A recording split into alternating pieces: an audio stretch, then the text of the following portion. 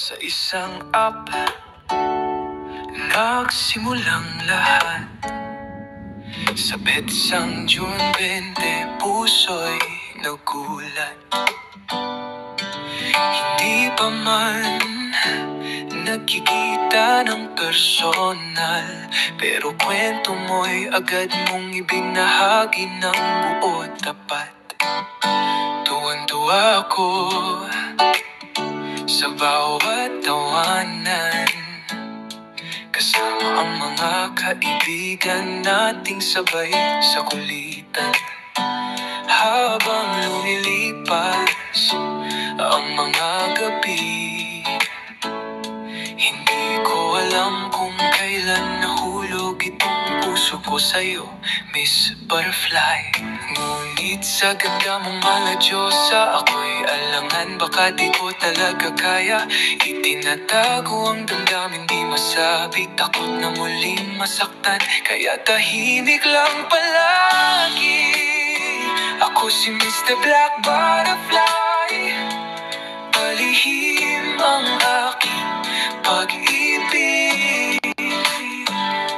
Sa likod ng bawat ngiti mo, puso ko'y umiibig. Kung sakaling hindi mo man ako magustuhan, okay lang, basta't nariyan ka. Ako'y masaya na rin kahit minsan naging saksi ako sa lungkot mong dinadala.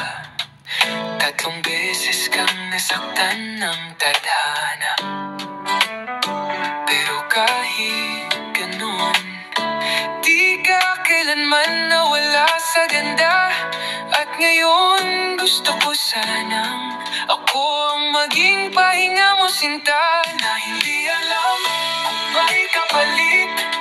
Kung ako man ang piling sandalan sa oras ng pagod at bigat ng buhay, payag ako maging anino mong tahimik na laging nariyan, handang sumalo sa bawat sakit.